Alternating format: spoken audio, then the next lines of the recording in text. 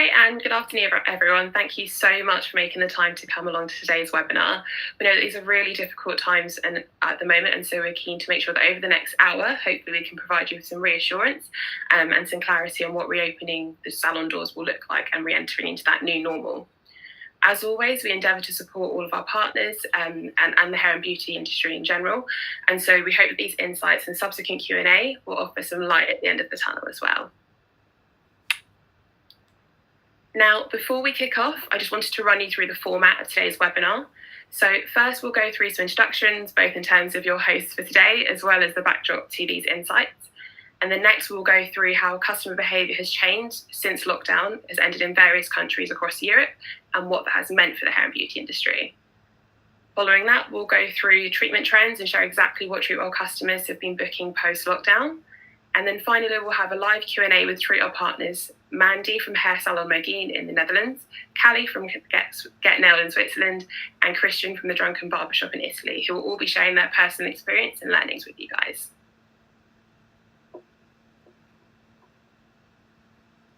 So to kick off with introductions, I should probably introduce myself. So my name is Robin and I'm a growth account manager here at Treatwell for all of our UK-based partners. And excitingly, I'm also here with my colleague Madeline, who is the supply director for Northern Europe. Hi.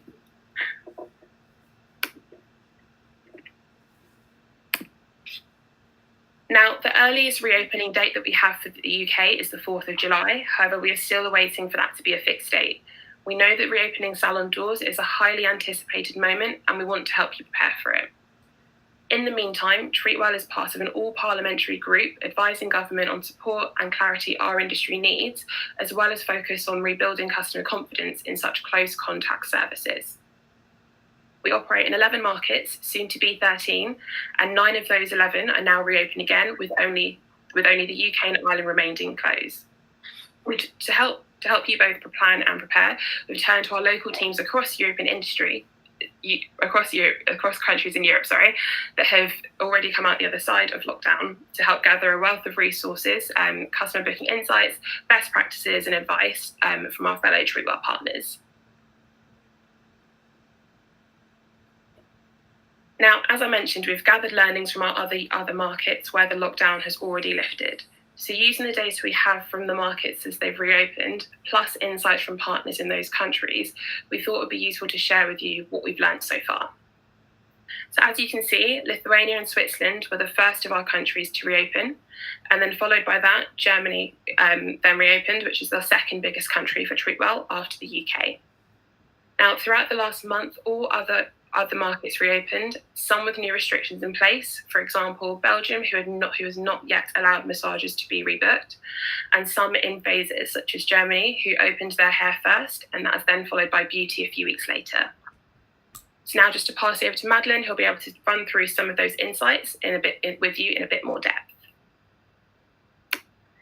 Hi everyone. Just to add a big welcome on behalf of what Robin said as well. Thank you for giving up your time to hopefully find out a little bit about what to expect when the UK and Ireland market can reopen. So there's a lot of information on this slide, so I'll take a little bit of time just to kind of walk you through it and make sure it's all clear.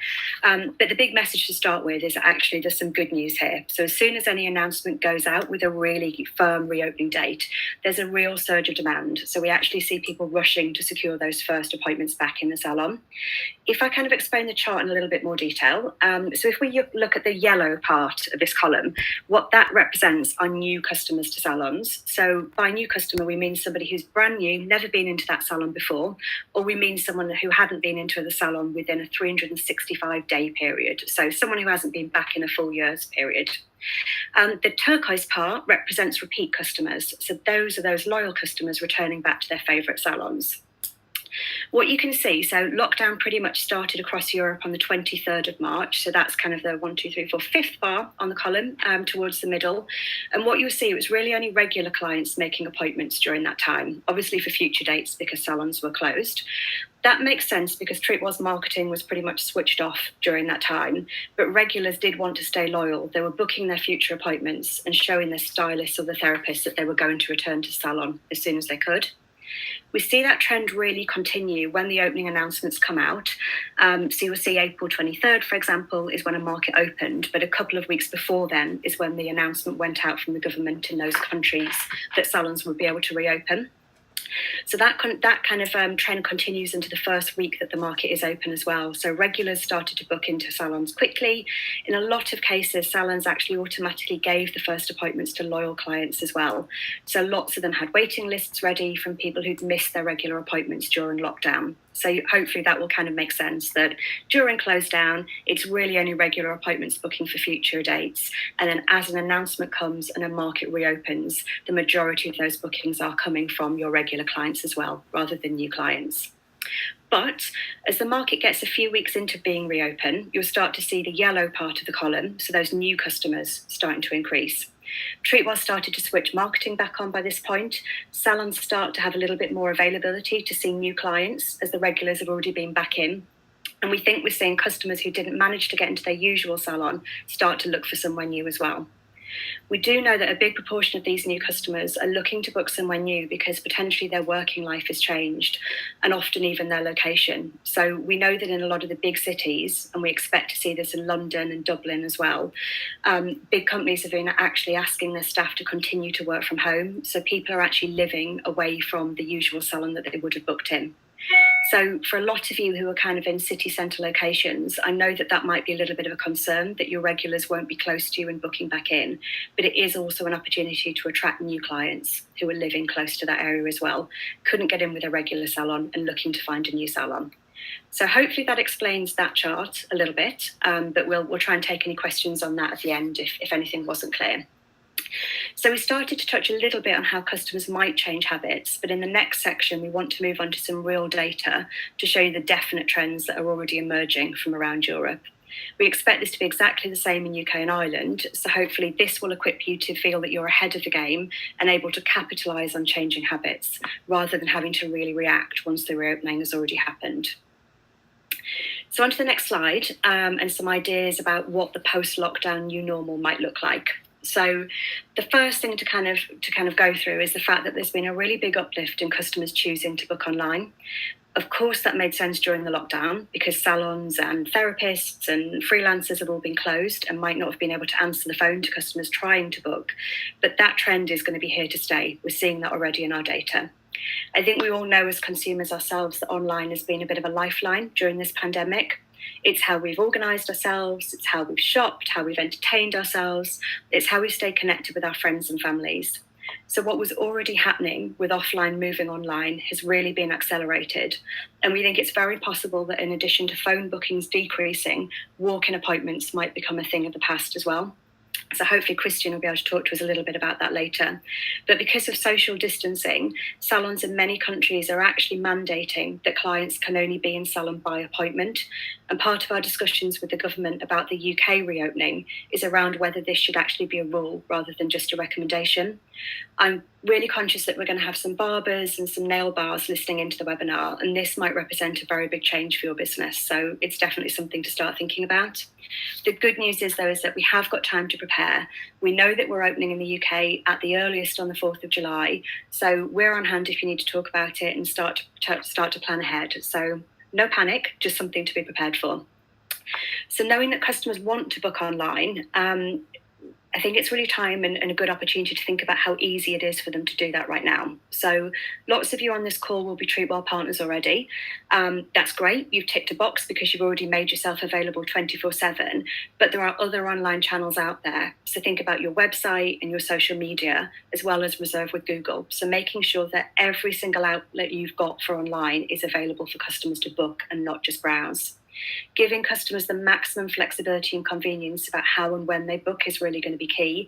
We know that people book at their own convenience, so they might be booking at 11 o'clock at night, at 1 o'clock in the morning. We've all woken up to those bookings before and thought, why is someone booking a wax or booking a haircut at that time? But we know that that's what customers do. So just make sure that every channel is available for them. And I think it's important to remember as well that encouraging clients to book online isn't just great for the customer, but it's actually going to be even more helpful than ever for you. It's going to free up your time when you are thinking about extra hygiene measures, being as available as you can be for the maximum number of clients to maximise your revenue, it's really great if you're not going to have to constantly walk to that phone or check your text message or your Facebook messages to get people booked in. Actually, as well, from a hygienic perspective, if you're working as part of a team, it might even help to minimise the need to keep touching and then re-disinfecting that phone. So just another bonus to encouraging everyone to booking online. As well as seeing people preferring to book online, we've also seen from the data that people are starting to be a little bit more organised about booking their appointment too. I think we don't honestly know whether this trend will continue months after reopening. I think people might slip back into their kind of old habits about being very last minute. But as people are expecting salons to reopen, there really is that rush to book. So I think in readiness for reopening, it's definitely an idea to enable forward booking. So those of you who are with Treatwell, you might have been contacted by us already, but where we've seen that you have got a very limited availability for booking, we're already kind of trying to contact you and give you the support to open that up to make sure that customers really can plan ahead and you get those appointments secured. I think it's also a good moment to look in your diary, see if you had any old recurring blocks looking there, so staff training or stock taking or long lunches. Not that I think any of you had time for long lunches, but if you did, it's a great time just to kind of clear out those blocks now to make yourself as available as possible. Also an opportunity to look at your opening hours, your shift patterns, and to see whether you've got any opportunities to extend or rearrange those to accommodate more clients. And of course, if you already have any appointments provisionally booked in from a waiting list or from people who've been cancelled during lockdown, make sure that they're entered into your diary. So the moment that reopening announcement comes, your availability is completely up to date. Moving on to the next slide, a couple of other things that we have seen, which I think are kind of good news for all of us. There's actually less peak hour appointments. So we know before that everybody was kind of had their Saturdays and their Thursday evenings were in high demand. Customers have actually become a lot more desperate to get into the salon and a lot more flexible about when they can take those appointments. I think that's really a factor with the fact that a lot more customers are working from home and will have more flexibility in their working life now as well. So really 10 a.m. is now one of the most in-demand appointments. But as you think about reopening, we've even seen people extend and take kind of 5, 6 a.m. appointments, which we know is incredibly early, but where there's flexibility on both sides, that's a great way of maximising the number of clients you can see in any one day. So just have a think about those opening hours and make sure that you're actually matching your opening hours with demand. So think about your business and your clientele. The answer isn't necessarily just working longer hours. It's about making sure that you're open when clients are in a position to get to you. So it might be more effective for your business if you offer long appointments, for example, to open on a Sunday, if that was a regular close day for you, than it would be to open for an extra couple of hours on a few evenings per the week. So account managers at Treatwell are on hand to talk you through any of that, but definitely something to start thinking about within your business. And then the other thing I think will be music to everybody's ears is that clients are becoming less discount driven. So I think during this kind of lockdown period, we've all really started to value the professionals more than ever before. So I know that I can't blow dry my hair the way my stylist can. I had an absolute nightmare trying to remove gel nails and to put normal nail polish back on. I cannot wait to get back to a professional, and I think most clients feel exactly the same. And that means that they're prepared to pay proper prices for proper treatment. So there doesn't need to be an immediate panic about trying to maximise revenue and putting up sale prices and flash sales. Please, please, please don't do that. Protect your pricing, especially your peak pricing. The only kind of discounts that we would ever recommend are doing either off-peak or last-minute discounts. So last-minute discounts especially are good because they will obviously only ever be used if you do have last-minute availability. So if someone had to cancel at the last minute, which actually in this new world we want people to have to do that, whether that's kind of salon or clinic or therapist led or whether that's client led. If somebody isn't well enough for an appointment, of course we don't want them to go to that appointment.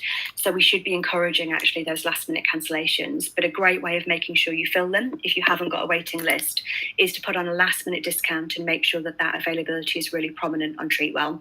So again, we're here to help you through any of that. But I think a key message is remove any kind of long-standing discount sale prices you've got and only ever think about pricing tactically because customers will pay for your appointments. That's the great news.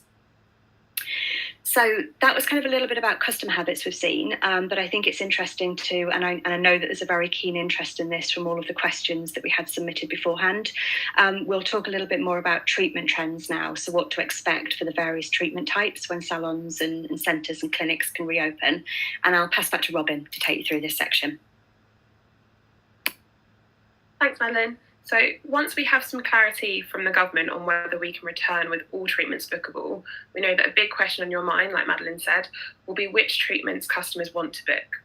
And it's probably no surprise to know that hair and nails were the most booked in the early weeks, as everyone's DIY efforts made them pine for their professionals. I'm sure everyone's seen pretty bad circulating pictures of botched home haircuts. Now, comparing bookings before and after lockdown, hair treatment saw the biggest increase, with the number of daily bookings up by 51%. And after hair, nails were next on people's to-do list, and now saw an increase in daily bookings of 13%.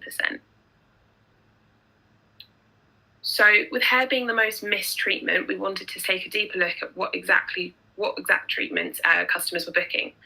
And the most booked treatment in the hair category was men's haircuts, as they just couldn't wait to see their hairdresser or barber again.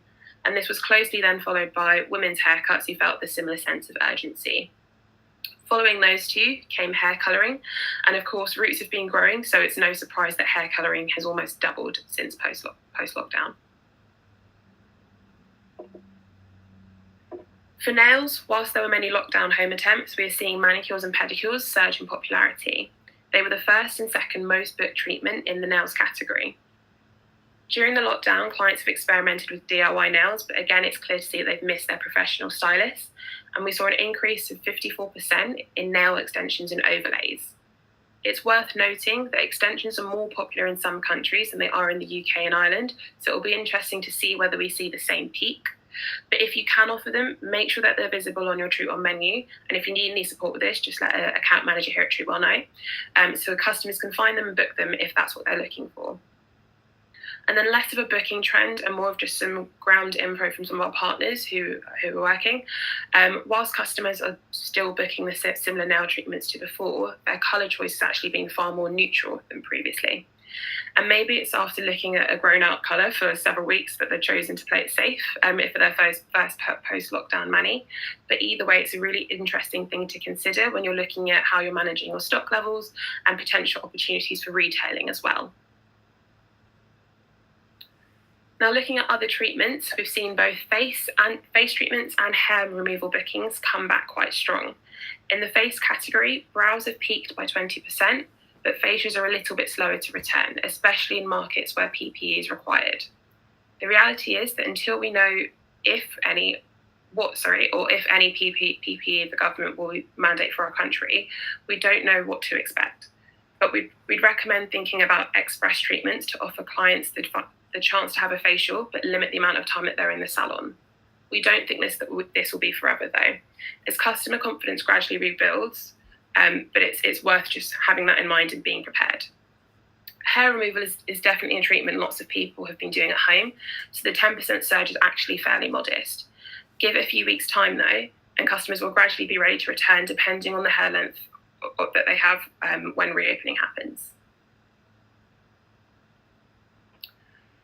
We know that lots of you on this webinar offer massages and holistic treatments, and so are worried about whether customers will return.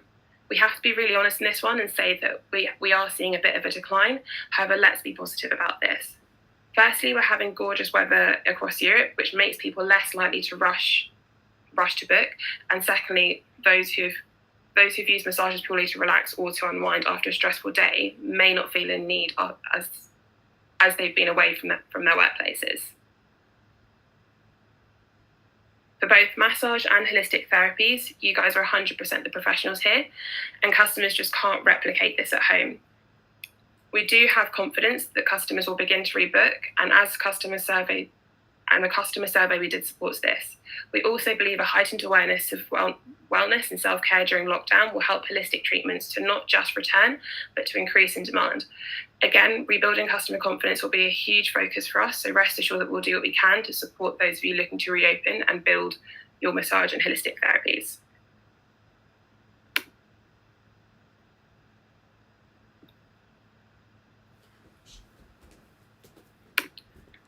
So we're hoping that seeing some of these trends has been really useful and started to give you a flavour of what to expect when you reopen. It's now time to introduce some wonderful salon owners from across Europe who've kindly given up their time to share their experiences and to answer lots of the questions that you guys would have submitted over the last week or so. So now just to pass over to Madeline, who will be able to make those introductions. So I know this is the bit you've all been waiting for, and hopefully you will be able to see and hear quite clearly our wonderful salon partners. So just looking on screen, you can kind of see who we've got joining us, but I wanted to just show you an image of their workspace because I think all of them are absolutely beautiful. And I've included all of their Instagram handles there as well. So if you want to kind of follow them for any inspiration about obviously their daily lives in the salon, but anything that they're doing in terms of communicating with their clients as well, that's definitely a great tip.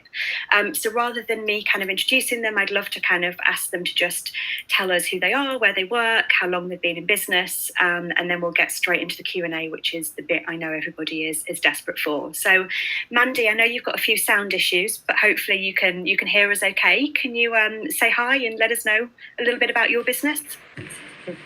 I can definitely do that. Well, hi everyone. I'm very happy that I can give you some comfort in the situation we already have in Amsterdam. So we're already in the phase that the salon is open now for 3 weeks.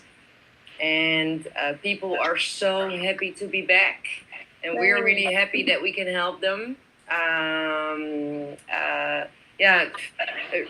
Really looking forward to give you the same opportunity as we have already.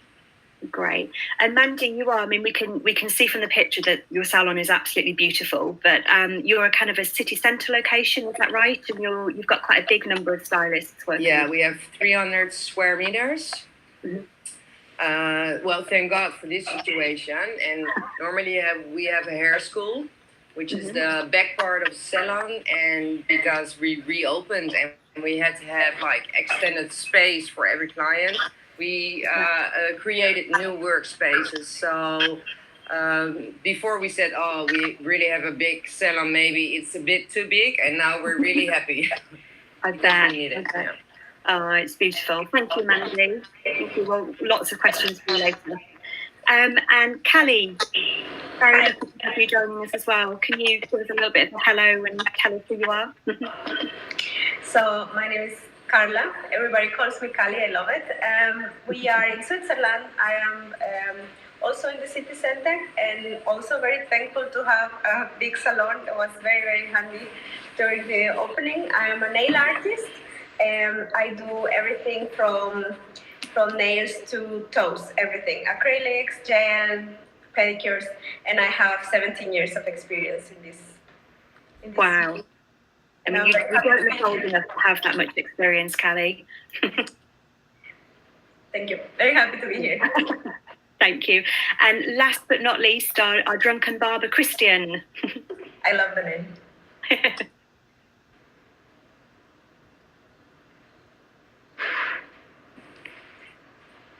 Can you hear us okay, Christian?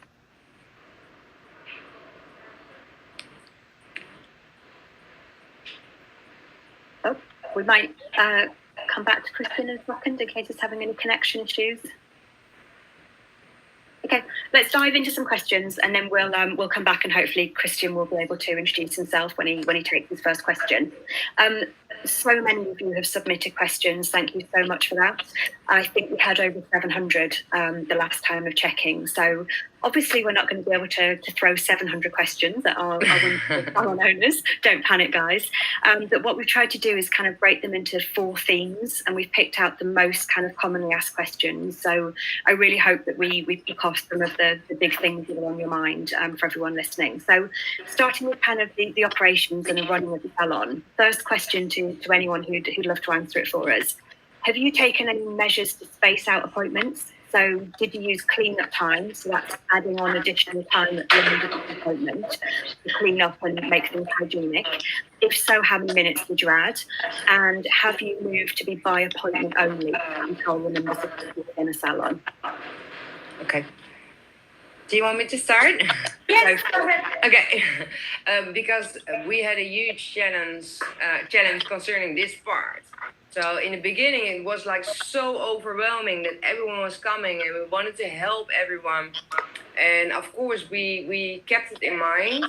But if I can tell from our experience, please put in extra time in the agenda to create a calm environment. And we started to get a routine in the cleaning and disinfecting all the stations. So when a client comes in, they first need to wash their hands for 30 seconds. And after they did that, they will be situated at their station instantly. So no waiting area, instantly on the place where they will be situated. And they have to hang up their coat at their station. So that everything is in that one area. And then when the client is finished, of course, you clean your station, but you need to disinfect. So that takes extra time.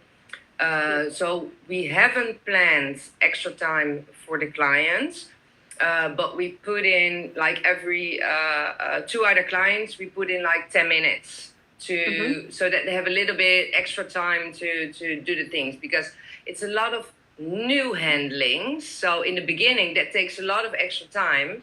Now, after 3 weeks, you see the team is known with the situation, so there's more calmness. But in the beginning, we thought they would manage, but it was too much. So it's better to give a little bit more rest as well for your clients, because they want to feel comfortable. Yeah, I saw that the first week a lot of clients were scared as well. Are we doing the right thing? Is it possible yet? So giving them a bit extra space is very important. I think it's a really good answer, and I think someone else asked a question later on about how to make clients feel calm and comfortable as well. So I think that kind of plays into that answer. But yeah, I completely agree with you. Definitely, at the beginning, space in the appointments is such a good idea. However, I also had a different experience that, like the first week, everybody wants to just come in, everybody wanted to book every appointment, etc. But then as the weeks went by, I noticed that I added the 10 to 30 minutes, depending which service and how long it will actually take me the cleaning time. We have a team, so we had also somebody helping us clean. But I started realizing that after my 30 minutes appointment, then until the next appointment, it was from 1 to 1 hour and a half. And I had some days, like a couple of days, where I had like 3 clients a day and a team, a big team. So what I started doing is ask my clients, like, so how are they feeling, and if they had any feedback, and they told me, I realized that they told me, actually, we are very smart about it, because when Treatwell, for example, offers the 3 p.m. appointment, I just try to book 3:30 so you guys have time to clean. And then I realized people were actually thinking about our cleaning time and very helpful doing it for us. But at the end of the day, then I had like 1 to 1.5 hours. And since our services added this cleanup time, our services, instead of being half an hour, 1 hour long, they were in numbers where, together with the cleanup and the clients being super nice to us, it just made a mess. So at the beginning, I did use it. It was very helpful. Now I don't have it, and I just keep a lot of contact with my clients. When I see that they are too close together, I just quickly call them and I say, hey, do you mind coming 5-10 minutes later? And then I just rearrange it. Again, you guys know your clients, you guys know your people, know your country. In Switzerland, people tend to be super helpful in those things and try to help to think for you as well and to do these things. So our clients were actually doing that. That's really nice to hear, actually, that clients have felt that responsibility as well, that they want to do the right thing and they want to help you. I think definitely the first couple of weeks are going to be crazy busy, and probably the cleanup time is a really good idea. But as you get kind of used to and quicker at that kind of cleaning, and clients maybe a little bit more relaxed and calm, it's interesting to know that you can start to relax that a little bit as things settle down. Yeah. Christian, if you're on the line, please jump in whenever you want to on any of these. So a practical kind of question, and Mandy, I think you started to kind of answer that one in your introduction, but what have you changed, if anything, in your workspace? So I know that potentially people are having to kind of change the layout, get rid of waiting areas. Have you made any changes like that to help minimise that?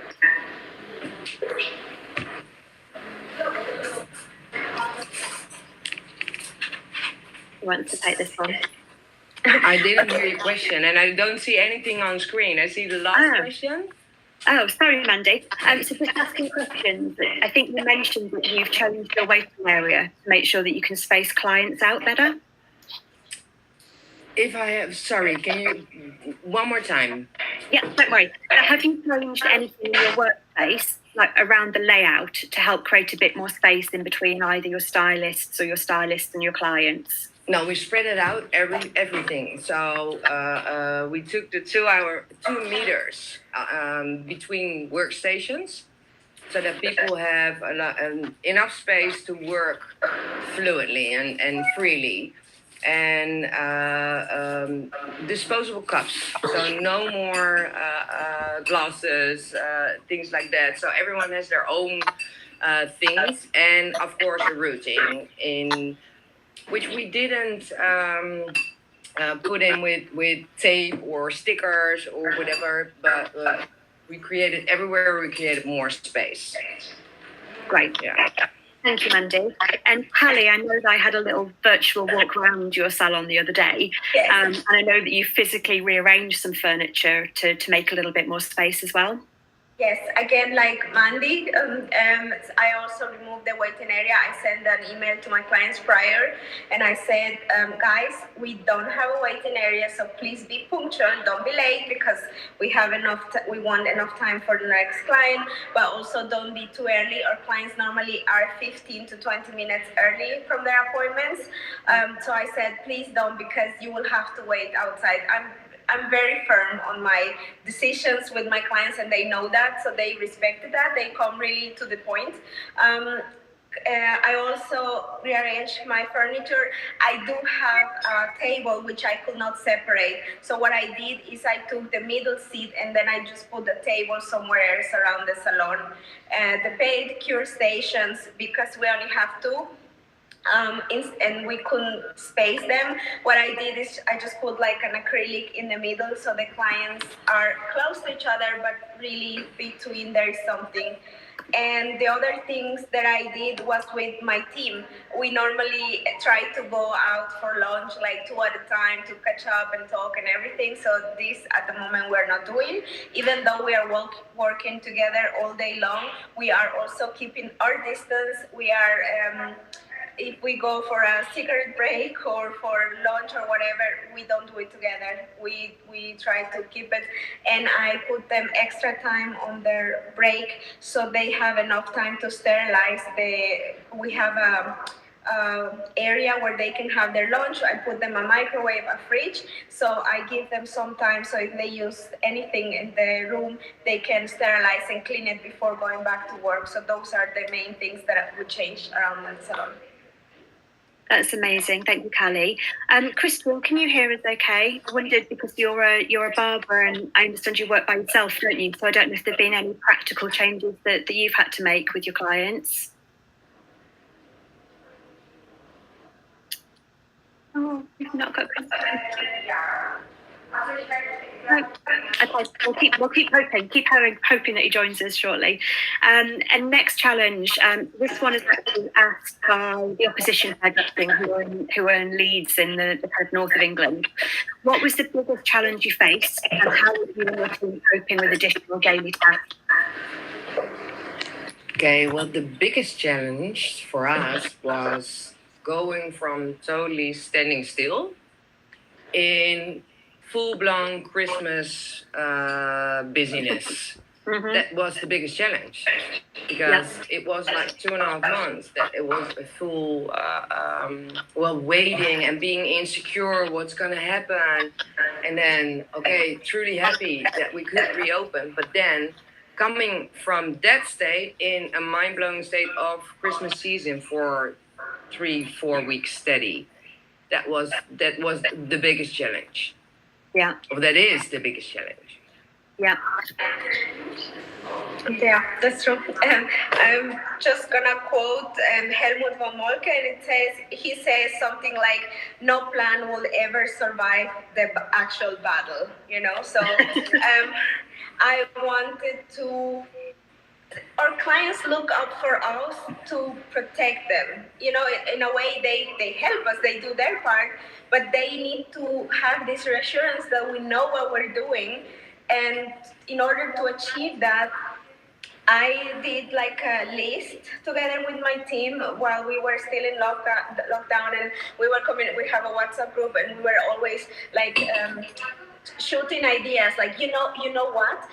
Remember when the clients do this, or you know when this happens, we should do something about that. And we were just like shower of ideas. So at the end, we had the plan, and then we work on an application. Then we review the plan. So after the first week we had in here, we sit down together and we ask each other, so what do you think? What do you think where we can improve, or what is really not, we are not able to do at all? And then we adapt that. Before the opening, I got them all together here, and we all reacted as clients. So we each received the client, did like a pretend reenactment of the whole walk through the salon. If you go to the toilet, what do you touch? If you do this, so that now in our services, for us, is supernatural.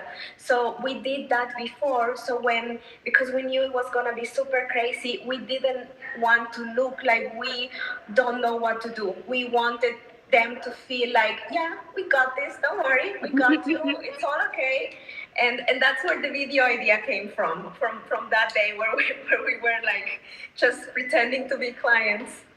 Yeah, so I think we'll talk about your video in a bit, Callie, because it was just fabulous. Yeah, sure. I think people on this webinar might have seen it already, because we've talked about it before. We were so impressed by it. But I think that's really, really good advice about involving the team and getting people to practice and give their input beforehand. But you're totally right as well, that planning is great, but then the reality is something else. And I think that's why everyone is so keen to hear your experience, because we're all learning from you now about what did you think it would be like and what is it actually like. So yeah, that's really helpful. Thank you. It's gonna be madness. Christmas level madness. Yeah. Okay. And there's another question. So, have you had any challenges with your staff not being able to return to work? I guess if people still needed to stay home, if they were where they were sick, or they were vulnerable, has that caused you any difficulties? No, we didn't have any challenges regards that topic. The only thing is, like, one time we had one coworker which had a cough and a sneeze. Yeah, then he had to stay home and get it checked. So do the test, and after the test was tested negative, he could come back to work. Good. Yeah. Great. So just being super cautious about making sure everyone's fit and well. Yeah. Great. I think there's one last question. Oh, sorry. Can you hear me, someone? Yes. We've got you. Yay. Should I say something? Please do. Now you take over the rest. So I'm starting from the beginning because I didn't say anything. Go for it. Okay, so yeah, basically I'm working on my own, so I just make my slot booking a bit longer, just have time to clean up the station between the customers. So I'm mostly people, 90% just they take a booking. I teach them to book, to don't have a queue outside of the shop.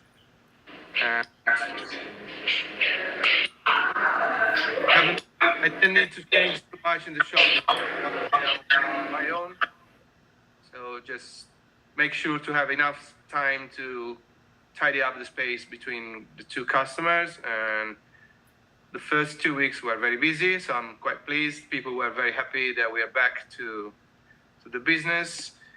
And I can't say anything about the other things because I don't have an employee. So I have to take care of myself. That's it. But I can say that's quite easy for me. People understood that there are some rules to follow, and they're quite pleased to do that, to help me as well. So it's a very friendly atmosphere in my salon. So Good. it was quite easy to start. Good.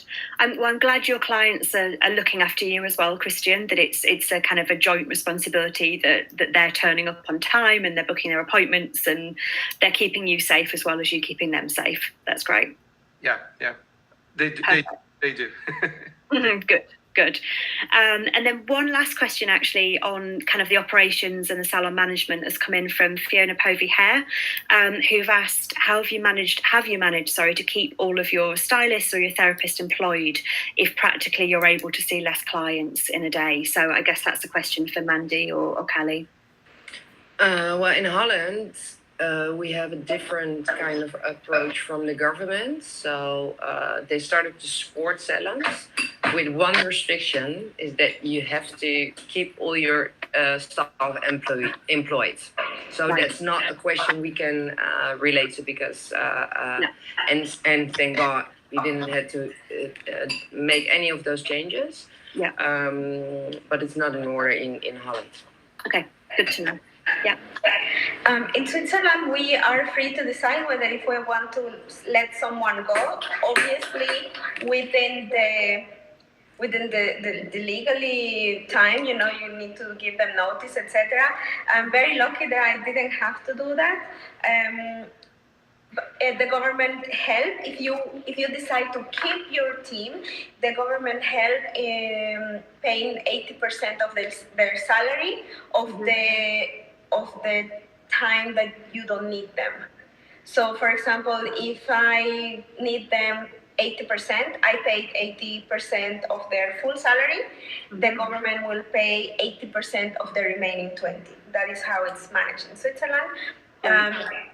What I did have a little bit an issue with is I had an intern. She was training here.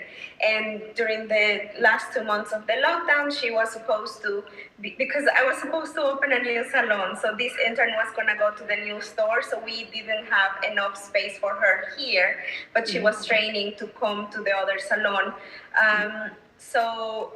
Well, first of all, she wasn't completed her training and we didn't have space for her. So I spoke with her. We have a very good relationship, and she's still with us. I just made a box full of material, and I tell her, go ahead and do your cousins, your uncles, your aunts, everybody in your family, do their nails. We have a WhatsApp messaging. I give her tasks. She completes them, but she's not in the salon, but she's still working on her education from home. So if she needs more gel or material, she comes, picks it up, and go back home and sends me the picture, sends me the video, how she's doing it, and then I go ahead and tell her, look, this, you can do it like this. So we still continue her education, but she's just not able to be at the salon. We have a maximum capacity here. Yeah, that's good to know. Thank you. I think as well, I know that the current and the continued government financial support is obviously one of the unknowns in the UK right now. And Robin mentioned earlier that Treatwell are part of a parliamentary group that are consulting on a lot of these issues. So keep watching the space, but we're definitely kind of fighting to try and get as much financial support for this industry as possible. So understand where your worry comes from on that one, Fiona, if it is indeed Fiona. But yeah, I think we'll see that situation play out, hopefully. So the next big theme, I think, that kind of came out was PPE and safety. Lots of you asked questions around this, so I'll let Robin kind of take you through some of the questions. But hot topic for sure. Yeah, so as Mandy mentioned, there's a lot of questions that came through. So if we just jump to the first one. So again, this is something that came up quite a lot in the survey. So what grade PPE do you buy and where do you buy it? Ali, do you want to go first? What grade PPE did you buy and where from? So for me and the team, I got the KN95. And for to give our clients when they arrive. A lot of our clients actually bring their own mask, but for those who don't, I bought just the normal disposable ones. Yeah. Where I also got face shields because we do eyelashes, lash lifting and eyebrows. So when my team is doing any service like that, so then when my team does those services, then they use the mask and the face shield because the client only has that. I bought all of that. I do have a friend who is half Swiss, half Chinese, and because I didn't want to buy the wrong thing, obviously everything is coming from China, so I just wanted to find a good wholesaler who is reliable and it has the whole, the stamps that the masks are good. And he helped me with that, with the translations. He got it.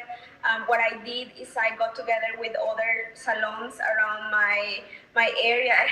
I do try to keep a network of other salons where we support each other. So I just wrote them and I said, I can get thousands of masks if you are interested, because like that we reduce the price a lot.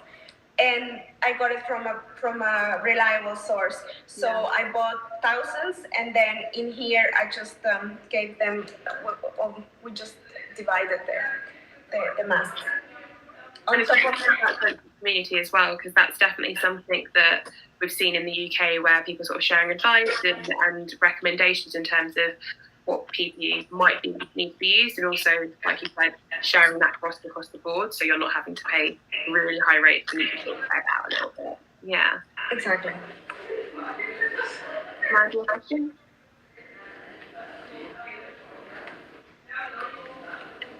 I cannot hear Mandy.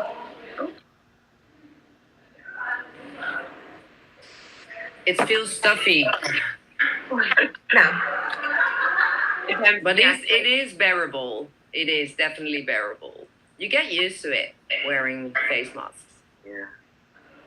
I think that is a huge change. It's sort of adapting to, like you said, if you're wearing those masks an hour a day, it's a really good thing to sort of get used to. Yeah. Kristen, how have you found that you're wearing masks and how that's worked for you?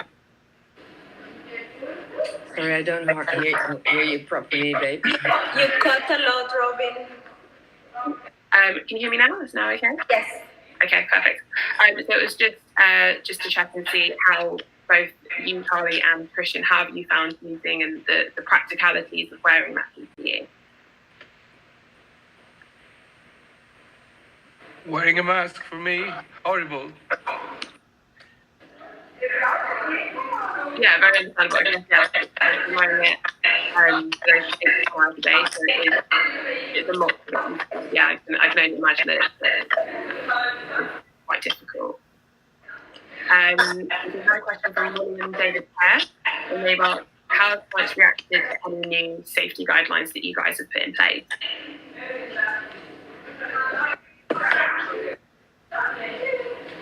So for the most part, my clients have been very thankful that we are taking all of these steps.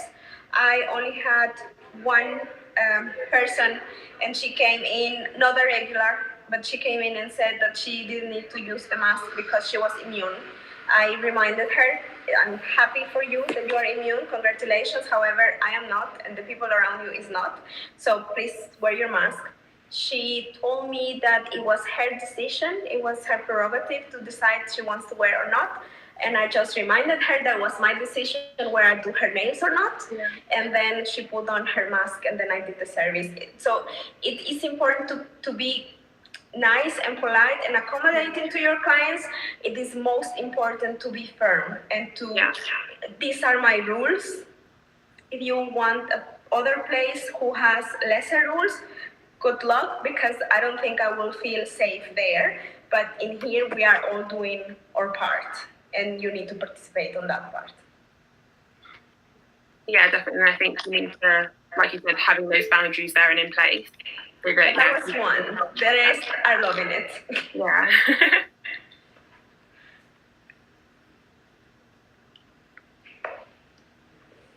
Mandy, how have you found sort of clients reacting to the new sort of safety guidelines? Client react really, really good because they all want to feel safe. And in Holland, there is not like face mask or the face shield. We all have it in the salon, and our staff always works with it. But it's not a restriction of the government that everyone needs to do so. It's your own choice. So we said, okay, we will definitely work like that, and for the client, it's their choice what they want. And we have like a 20% percentage of our clients. They are really asking when they're making an appointment, okay, what are you guys doing and how does it look like? And the other people really trust. They have faith in the situation, and they have faith in the way it's been dealt with in our country. So, yeah, people are pretty relaxed. Yeah, that's really good. Really good to hear as well. Yeah. And then if we move on just to the next question. So, does your salon have the same atmosphere with the new safety and hygiene measures in place, or has that sort of changed a little bit?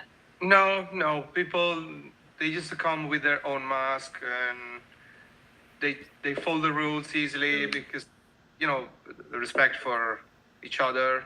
Yeah. So they didn't complain at all. And I say for me, it's quite easy because I was already working at one-to-one basis because I'm on my own. But I notice all the customers, they are very happy to follow the rules for themselves as well because, the place is tidy and clean, and so they're quite comfortable to stay inside.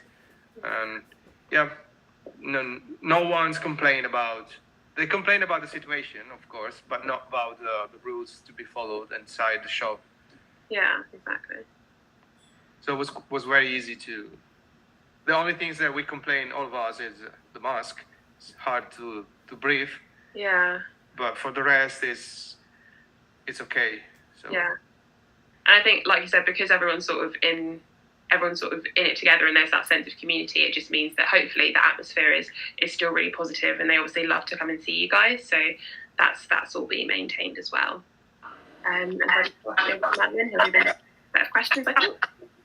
Yeah, so I think so first of all, guys, sorry, I know we've had a few kind of sound issues. Lots of us are kind of in salons or in our bedrooms, talking from experience right now. So I know we've got a bit of background noise, so we were just chatting, trying to figure out who you can all hear best.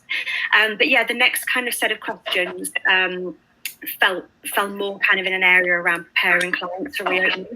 And I guess this is a really practical area for all of us now as we're still in lockdown, and think about what we can do to stay in contact with clients and get them ready for what the new normal will look like as well. One of the first questions that came in, did you do anything, this is actually from the wonderful Tabby Castro makeup and manicurist in London, did you do anything fun for the reopening which made the experience of reopening with new safety measures fun as well as safe? And how did you market your new safety measures to customers? So I have to come to you on this one, Callie, because you already mentioned a video that you prepared for your clients. Yes, so on that afternoon where we were training the team and I for the new rules and everything, I said, you know what, how about I am the worst possible client in this situation, like the one who's touching everything, the one who comes if it's sick, the one, like, we don't have that, luckily, but and we just make informative but fun video because I'm very quirky and I love humor. So I just thought, let's just do it fun, and in that way we can tell our clients this is what we're doing for you, and please don't do these things. But because it was in such a light-weighted way, everybody reacts very positively, and when clients come in, they're like, yeah, it's okay, I don't want the green wig because I'm wearing a green wig, which is Corona client. So they loved it, and at the end of the video I sneeze and my team takes me to the ground and starts disinfecting me. So it's super fun when somebody here, because in Switzerland, I don't know in your countries, but in Switzerland at the moment is the allergy season. So when somebody has to sneeze, they all are like, Callie, please don't throw me to the ground. And we still joke about it, and they love it. And that's the video I sent before opening together with their rules and yeah, that's I send them in advance. I post on Instagram, YouTube, everywhere, so everybody can see it. Yeah, I think that's a really good idea. And like having seen the video, it was perfect. It was such a kind of sensible and important subject, but you did it in such a light-hearted way that you didn't kind of lose your brand and your personality. It was really, really good. And I think using social media to share that kind of thing is great. So really popped it from you on that one. Thank you. I'm going to whiz on to the next question because I'm conscious of time and we've got some good ones we want to get through. Is there anything that clients have wanted or needed as reassurance of the safety and space, of the space being safe? Sorry, so if people kind of ask questions before they come in about the space. Christian, I don't know whether any of your clients have been asking questions today. No, so some people they asked if I did sanification before opening, but that was the only question that they provide us. Or more concerned to know if the place has been cleaned before we open. But for the rest, most of the customers are the regular, so they knew already it's tidy, and the only things that concern them is the sanification of the spaces after lockdown. And yeah, that was the only question that I received by them. And if they asked to me if there was something that they had to follow that they didn't know. There's something that they used to ask. But in Italy, we have some simple rules. We have the one-off use and clean up the ends when they come in with the gel, and don't sneeze in the face of the hairdresser. Oh, it's a good rule. And the rules that I put outside is please don't eat bat because it's bad. Yeah. That was to make some fun for the car. Yeah. As that, but for the rest, they don't really are afraid about the situation, and it's very hot in Italy. So this make people even more happy, so they don't think too much about what happened around them. Yeah. Very sunny. We have 30 degrees today, so it's... Oh, don't make us jealous. And yeah, it's still very quiet, Milan, I can say. Yeah. It's not like London, which is completely empty. But a lot of people, they work from home. So it's really quiet. So I guess the people, they feel because of that, not too much traffic. Right now, not so bad. Great, that's really helpful. Thanks, Christian. And then the next question that we had around communicating with clients is, did you do anything to prioritise your client bookings, so getting those regulars in first, for example? And that's a question from Talking Heads in Bristol.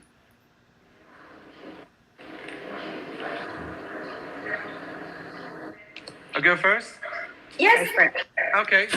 So, I noticed a lot of people, they start to use the contact me with WhatsApp. All the customers are by booking, so I don't need to prioritize them through the people that they just walk in. They don't at the moment. So, unfortunately, we received the news about opening one day before. One day before, was that, Christian? Told us on Sunday afternoon that we were able to open Monday. Wow. So we haven't had. That's how we're practicing. Okay, so we really didn't have a lot of time to prepare then. Sunday. We unlocked the calendar, and I checked some adverts and some adverts with the media, Facebook, Instagram, and whatever, and then they started booking. But we haven't had too much time to reorder the opening because on the beginning they said the 1st of June, and then they changed their mind because of pressure on them. Yeah. So I think we had a few sound issues there, Christian, sorry, but so just to kind of that I put on that where you really didn't get advance notice about reopening. It was a bit delayed, and then you got told on a Sunday you could open on a Monday. So for you didn't really have a lot of time to be able to prioritise, but where you did, it was just kind of social media and WhatsApp. I can't. I didn't hear the last part of. Sorry, I think we've got some sound issues, Christian. We've got a little bit of an echo on the line with you, I'm afraid. Yeah, your voice is coming and going. Might be my end, might be your end. Home. Any of the ladies, have you got anything to add in terms of prioritising client bookings? I love the marketing tool from Treatwell, where I'm able to send an email to my clients, because since I have all the clients who have been with me, they are in the Treatwell system. So I just, with a couple of clicks, I had like all of my clients' emails available, and I just put there like, hey guys, we are going to be back on this and this day. Please make sure you book in here. And because Treatwell already connects to my calendar, and the only thing I just added was the URL to my video, like please make sure you check out our guidelines. That's it. So I was able to send my regulars an email from the marketing tool, and that's how I did it. And whoever wanted an appointment immediately went ahead and booked. And because I was still homeschooling, so I was not able to answer every call. So that's why it was great with the... Yeah, great idea. And that email, so that's for the UK and Ireland salons on the line, that's a specific back to business email that will become available as soon as we've got a confirmed reopening date. So we're working to the 4th of July in the UK and the 20th of July in Ireland at the moment. But once those are absolutely locked in, that campaign will become available to you guys as well, and you'll be able to announce happy news to clients and get them to forward plan for appointments. Thank you, Kelly. There might be one more question I think in this area. Can I say something, Madeleine?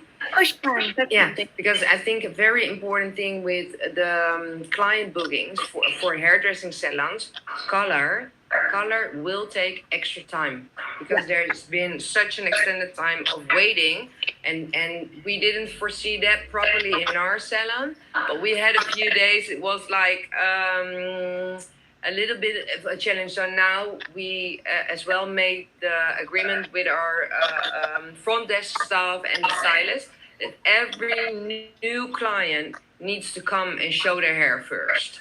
So new clients can't book their color treatment without have been in the salon. I guess especially if they did their own hair during quarantine. I know, right? yeah. I did that.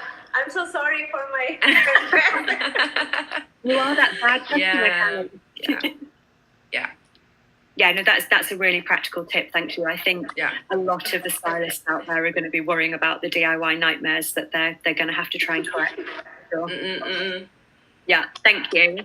Welcome. Great. Have we got another question on this slide, or are we moving on? No, we're on to finances. So I think it is no surprise that there are lots and lots of questions from all of our UK and Ireland salon owners worrying about the financial side of reopening. We'll dive straight into these questions. So first question, this is a question from Barry London, asking if you could tell us, as a percentage, what capacity do you think we run at compared to pre-lockdown? I'm having issues hearing you. Hello? Anyone got a guesstimate on this one? Do you want me to answer the question? Yeah? Well, we're fully booked. Already for 3 weeks, fully booked. So it is like Christmas. Yeah. Fully booked. So as a percentage, what capacity do you think you're running at compared to pre-lockdown? Like pre-lockdown, we had sometimes a little gap, or the Monday, Tuesday, Wednesday, they're less busy than, of course, Thursday, Friday, and Saturday. Fully booked. Everything is fully booked. Congratulations. Thanks. That's great news. I think that is a little bit different, at least in my experience for nails. When we started the first week, 2 weeks, it was fully booked, and as it looked like the clients who were in a rush to get their nails done had them done. I do have a lot of older ladies as my clients, so those are still not coming back. Either they are high risk or they live with somebody who is high risk and they are still doing the quarantine. I am at the moment 60-70% book, and normally May for me it's like Christmas. It's like one of the best months, and it wasn't bad, but it wasn't as it should have been without Corona and everything. I don't know. Yeah. No. I think it's good to have a realistic answer. So thank you for being so honest about that one. That's helpful. I'm conscious we are running over a little bit on time, so I'm going to keep going. But I think a really good question from Beauty Bar in London, and your answers might be very different on this, but have you seen a change in profitability after reopening? Are your profit margins impacted by being able to see less clients due to social distancing? For us, we kept prices and everything the same. We didn't. And as well, we don't have an extra fee for all the extra things we needed to do, because first we wanted to do a price increase, but then, well, a lot of people lost their job in Holland, and a lot of people don't have the same possibilities now anymore. So we thought about it, and then we talked about it with clients as well, and our stuff, and then we said, no, let's don't do that in this stage, but like in 2 or 3 months time, when we investigate what's happening and how everything is going, then maybe it's the time to get a financial support on that. But now we have made the decision not to raise anything. Yeah, I think that actually, Mandy, the next question was around whether you have increased prices for you. So answer from your end is a no on that one, not the right time to increase prices. Sorry, Madeline, I don't hear you properly, so... Sorry, I think it's when we're all not on mute, we're getting lots of background noise, so we might all have to go on and off mute as we're talking. Sorry. No, not at all. I think I was going to say the next question you pretty much answered, actually, but it was around whether you've increased prices to cover the cost of the PPE. But your answer is not at the moment, not the right time for your business to charge more. Yeah.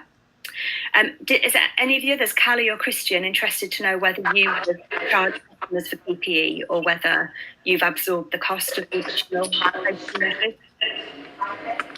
So from my point of view, I haven't changed the price because of the same reason that she said before, because of a lot of people, they lost their job, a lot of people, they still working from home, so they've got less income on monthly basis. So I didn't want to increase the price because that was a global crisis. It's not just for us. So, but yes, so a little bit less people day by day because it's fully booked, but not as usual because I can't work on my like half an hour haircut.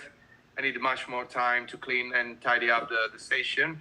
But at the same time, I didn't want to increase the price. So I'll do my best to cover the cost of the PPE and all the things that we need, but I haven't changed the price. And I don't know, maybe I will do the same in 2-3 months if the things get back to normal after the summer. And, you know, school are still closed, university are still closed, so a lot of people are away from Milan. So it's less number of people that will come in, that's for sure, after 2 weeks full. This week is already a little bit more quiet than the previous 2 weeks. Because of that, 40% of my customers are home, so not in Milan. That will be the same till September, but at the same time, I don't want to increase my prices. So I prefer to carry on like that. So I don't have employee to be paid, so I'm quite confident that I can survive. In our salon, the same. We didn't change, but like I mentioned, we have like a network of other nail salons, and they did see the hit of this. And if I can give an advice, is instead of increasing your prices for that mask that you have to give or for that alcohol you have to give, just put next to your cash register, next to your reception, tip jar, and mark it as, you know, extra expenses for PPE or something like that. In my experience, I think that people will donate or tip you more than what your actually price increase will have been. I did recommend that to my friends. They did it, and their feedback is that it worked. So let's say for the extra mask and whatever will have been 5 francs more, but people is tipping them 10, 15 francs. So it's when you do that when you put a tip jar with the purpose, people feels more involved, and they also realize and they help. Not everybody, not 100%, but that is a way to still get something back. My employees to my team, I always tell them, put on your tip jar, put the reason you're gonna use it for. So they put like German lessons or my next vacations to, I don't know, whatever. And people like to tip them because they're thinking, oh, I know what she's gonna do with this money. So the same thing apply for the extra cost. In our salon, I didn't put the jar and I didn't increase the price, but I know that it worked for the people who did it. Callie, I think that's amazing. I think probably half of the people on this webinar are now thinking about the tip jar and where they're going to put it already in the salon. I think that's a really nice idea, because I know lots of people feel nervous and uncomfortable about putting up pricing for all the reasons that you've mentioned, that it's a difficult financial time for a lot of people, but it's also the financial reality that salons will make a little bit less money for a while, because costs have gone up with the new kind of PPE requirements, and seeing less clients has that impact. So I think that's one really comfortable and kind of subtle way of actually taking a contribution towards those costs. That's a great idea. And then the final question for you guys, and then we'll let you, last 2 questions, and then we'll let you off the hook. Have you had to look at any other ways, and have you found any new ways of generating income during this time? So have you opened longer hours, whole new days, anything like that? That's from the Body Lounge in London. Anyone opening earlier or staying open? Yeah, I will do that. Well, we extended our opening hours. So instead of 1 evening, now we have 2. And we normally we didn't work on Sunday and Monday because that were our training days, or we had our hair school here, so we educated. But now we need it for the salon because we cannot have the whole team during all the days. So we spread it out in 7 days a week, and we with a max of 10 people per day, 10 stylists. So with a team of 21, it's like all evened out, and so we needed to extend our opening hours because else we couldn't fit in the team. Yeah. Yeah, that makes a lot of sense. And I think with the big salon and the flexibility to be able to kind of change shift patterns and spread things out, that's been really good for you. I mean, Christian, as a one guy kind of working by himself, you can only see so many clients and work so many hours. But have you changed your patterns? Yeah, I just had 1 extra hour in the morning and 1 extra hour in the evening. And so that is so 12 hours a day opening time, I guess, is enough for one guy. And I'm not working on the weekend because so basically in the place where I based on Sunday is completely empty, and I always say that a lot of my customers are away, so I can manage to make all my customers happy with 2 extra hours a day, 1 in the morning and 1 in the evening. And then I've got the freedom to stay extra time if someone asks. Just say yes if they ask me to come earlier or later on. That's what I did. That's great. So just it's always simple for me because I have to decide for myself. You haven't got anyone else to agree. Availability to other people to come earlier or work extra days. So simple. Good. Thank you. In my case, what I did is I just created a side business. As I said, we are not working on 100%. So my team and I, we are super creative. We love nail art. And we thought, okay, so let's use the situation to target a market that we didn't have before, which is 15, 16-year-olds, as we are more of an exclusive salon. The ladies who were able to afford their prices were ladies who don't really actually like nail art. So what I'm doing now is we are opening a business of press-on nails. So for all of those in the UK and Ireland who are going to be able to open now, if you are interested, I can give you a lot of, not now of course, I can give you a lot of advice because I'm going to be promoting how am I doing the business if you don't know how to start it. So the hours that we don't have clients here, we just sit down and start doing sets.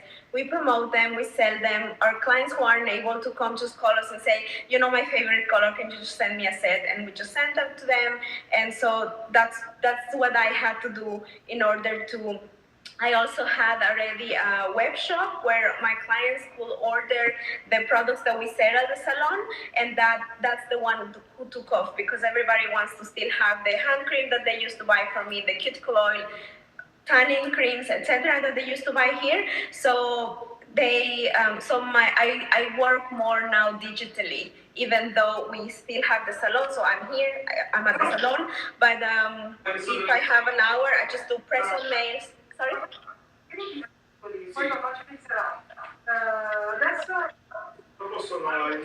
Sorry, Callie, I think it's background noise from someone else. Okay, so somebody else asking. So yeah, that's what I did at the salon to create more revenue because, like I said, we are not working 100% actually, and my girls are loving it. They love creating and doing stuff. It's super smart from a business perspective, but also kind of keeping their creative juices flowing as well. It's a really, really good idea. I think a few other people will start thinking about that. Thank you, Callie. And then I promise you this is the last question for anyone who'd like to take it. How do you think you'll manage paying the same overheads with less income? I mean, I guess the question is, are you paying the same overheads or have you managed to negotiate any reductions in rent or supplies? I think that's a really good question, and we're especially in the middle of it. So, especially with the suppliers or the owner of the building who we rent out,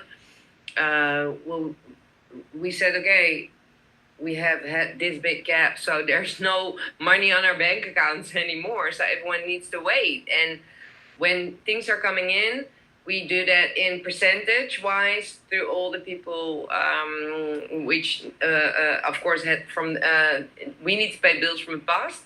So we do it with our finance department in a percent. So this is for the supplier, this for and every time something comes in, we pay, and we make really good agreements with all our business partners. Good advice. Thank you, Mandy. We still had to pay the rent and everything. They didn't give us any discount. With the employees, like I mentioned, we did receive help during the months that we were closed. I don't want to sound braggy, honestly. When I was going to open the salon, my husband knows me and I'm super messy with money. So we agree on a rule that before I hire an employee or before I get any commitments, I should have 3 months rent, 3 months employee salary, 3 months of everything. So in case anything happens, I have something. So following that rule was helpful during this time. I mean, it sucks because now my savings are kind of being drained, but at least it helped to have something. That is, if anybody needs to, if you still don't have employees or you're still a small business, that really helped me. It sucked because I wanted to go full in and I just want to hire this person because she's amazing. And my husband was like, yeah, but you still don't have the 3 month salary, so you don't get it until you have it. And that helped now, so that the if was now. And that's like I said, that's what helped with the rent, that's what helped with to pay those things. Now I need to work again to have it back into the bank account, but that helped. His way of kind of putting me in the leash, I'm actually grateful now. So for once, the husband was right. Don't tell him that. We won't. No, don't worry. We definitely won't tell him. I think that's amazing, and I think the honest situation for a lot of people listening to this is that they won't be in that position. They won't have had 3 months of cash reserves built up, and hindsight's a great thing, isn't it? But I think kind of it's just a note of caution for anybody that we hope we're never ever in this situation again. But I think that's a really good piece of advice, that kind of thinking about those cash reserves and how you would be able to manage in a really difficult situation in the future is a sensible thing for all of us to think about. So I think that's a kind of a good cautionary note to finish on, definitely. I'm really conscious that we've kind of gone over the hour that we anticipated, so I hope everyone's still with us. But some of the kind of the stuff that I pulled out from what you kind of told us and conversations we'd had before is, we know you can't plan for everything. You can't be prepared for everything, but we do hope this has helped a bit. But I think the top tips that we sort of pulled out were ensuring that all of the health and safety measures are in place and that your team are comfortable with them and you practice them. Practice with a face mask. You've all been quite realistic and said it's not nice, but get used to wearing it. It's going to be a reality, very probably. Maybe having to deal with customers who want to get a treatment, but you actually haven't got time to be able to accommodate them. And then thinking about clients, there was a natural worry, I think, before reopening, whether clients would follow procedures properly. But I think it's been great to hear from all of you that your clients have actually been really respectful and they've really prioritised your safety as well as their own. So I don't know if any of you want to kind of add a final note on anything that you've said, or if you feel that's a good representation of what people should be prepared for.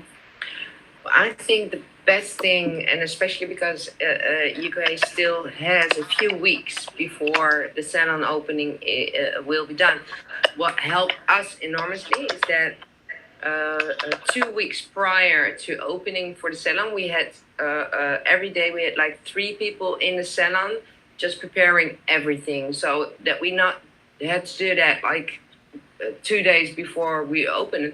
We started that really early, before we knew we were allowed to open. So do it step by step, because it's going to be a huge change, like I said before, from total being have to wait for doing anything, and then being in Christmas accompaniment from all your clients. So prepare good. Yeah. Prepare early and prepare good.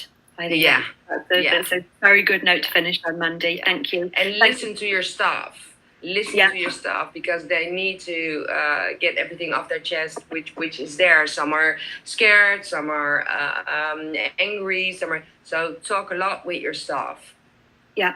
I think that's it. It's a team effort, isn't it? And even if you're a kind of a sole trader as well, we'll have lots of people on the webinar who might be working by themselves in a treatment room, but that treatment room might be within a hair salon.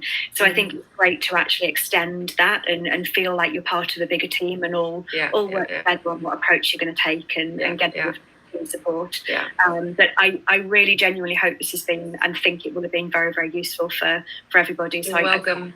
You three enough for giving up your time. Thank you. Robin? Hopefully you can hear me, not too sure. But yeah, thank you again, as Madeline said, for all of your time and sort of sharing those insights with us and the feedback and the advice, because I think it is super, super useful for all of our UK and Ireland-based partners. And yeah, all of this is just now to kind of say that we are 100% here to support every single one of you guys.